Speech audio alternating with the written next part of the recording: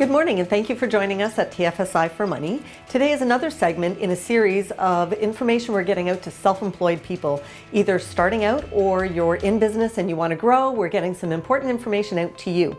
And so today we are interviewing an accountant. So Rob Newman is a CPA, and he's with Newman Accounting, thank you. So Rob, you have a thriving business dealing with self-employed owner-managed businesses. Yes. Okay.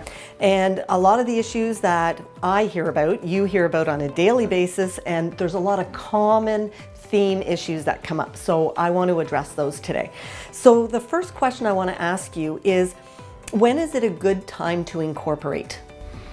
It's always, I get that question quite a bit, and it's always a good time to have a discussion with your professional accountant to determine if it's appropriate for you to incorporate, because there are reasons to incorporate and there's reasons not to.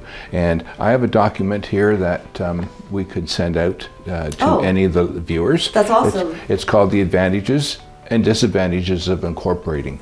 And so the rule of thumb, and I don't like using rules of thumbs, but the rule of thumb is, if you're earning less than $100,000, don't even consider it. Mm-hmm. Okay. But other than that, you would have to look at what is your liability, what's your risk and exposures of your product or your service, and you need to investigate that, discuss that with your accountant and your lawyer, determine whether that risk warrants incorporating. Right, because there's a lot of factors to consider other than just, do I incorporate? So when you're looking at incorporating, there are costs. Do you want to discuss the costs associated with that? There's all kinds of costs associated with incorporating. One is the initial costs of incorporation, and that you would need to do through a professional lawyer or legal advisor, whether it be a lawyer or a paralegal or whatever. So initially, you're looking at approximately $1,500 to $2,000 to incorporate. That's the incorporation fees. Then you would have your ongoing minute book maintenance, which is probably in the neighborhood of $300 to $500 a year. And then you have things like bookkeeping, because once you're incorporated, you need to maintain proper sets of books and records, mm-hmm. not just the Excel spreadsheet that a sole proprietor might maintain, but you need a proper set of books and records. You need a separate bank account. So the bookkeeping needs to take care of the QuickBooks or the Sage file.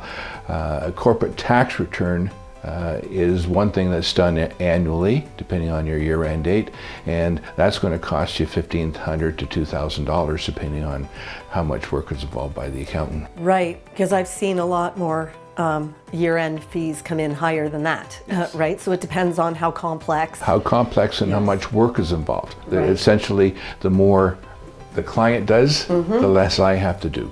Right, yes. Okay, so when you're incorporated, I've heard a lot of clients get frustrated with the fact that they have this legal entity that they have to work around. And so the response I get from people, because they take money out of their business, they just buy a boat, or they go shopping and they just spend their money. And I will explain to them, as the bookkeeper, I'll say, you can't just take money out like that. We have to account for it.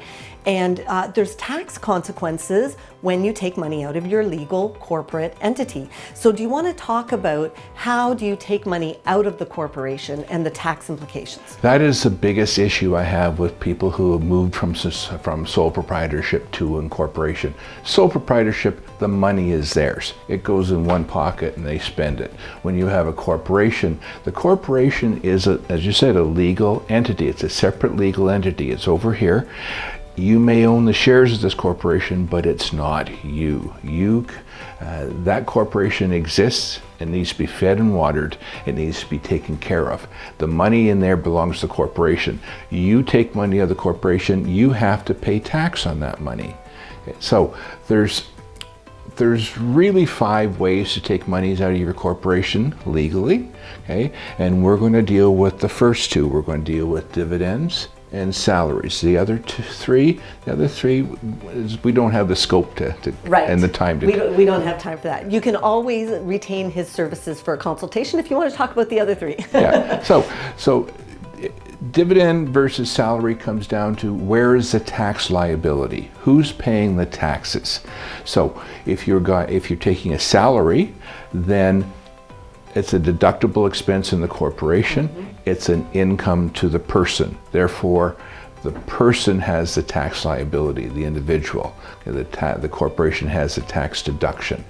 Dividends come out of after-tax money in the corporation, so the corporation hasn't paid any tax on that money. The dividends come out of after-tax money, so the corporation has paid tax, so it's taxed at a lesser amount in the individual's hands. Right, yes, because the system takes into consideration that the corporation's already paid a portion of the tax. So instead of you getting taxed fully, there's a preferred, so-called preferred rate. There is, yeah. Right, yeah. Okay. And so when you're taking a salary, the corporation issues a T4 at the end of the year, but a dividend, the corporation issues a T5 at the end of the year.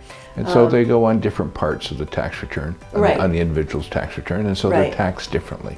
Okay.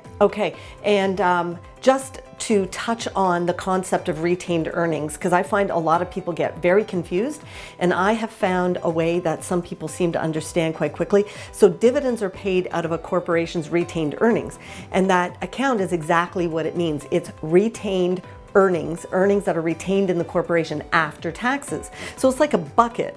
So if you have year one, $100,000 goes in the bucket, and they pay tax. So you're left with that. Year two, another 100,000 of income, the tax is paid out. So at the end of year two, you've got a growth in the retained earnings, and that's what pays out the dividend. Can you pay dividends out when there's nothing in that bucket? You shouldn't. Not supposed to. You're not supposed to make your retained earnings negative. Right. Some people do, but you're not supposed to. Right.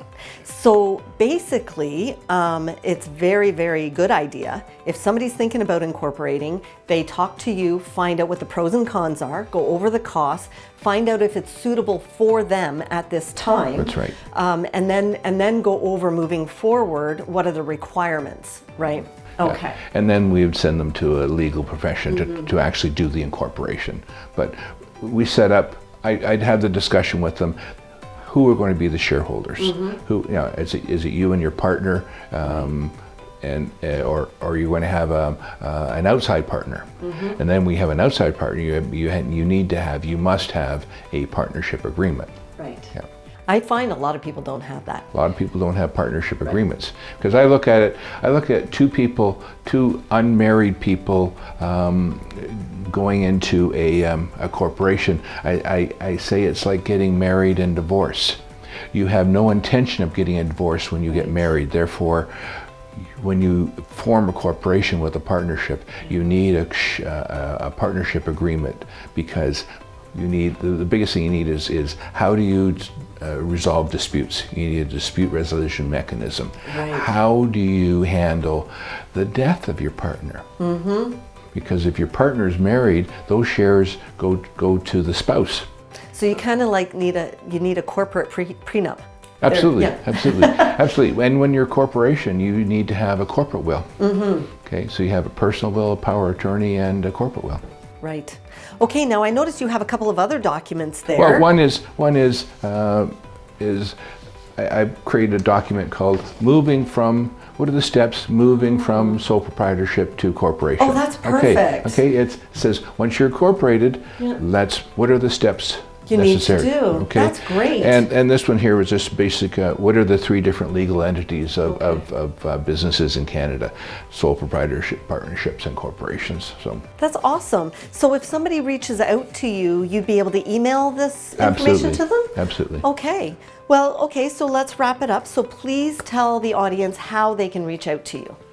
My email address is robnewman@newmanaccounting.com. Okay, that's easy. Website is www.newmanaccounting.com. Okay, excellent. Okay, so thank you very much for joining us today at TFSI4Money, and we hope you have a fantastic week.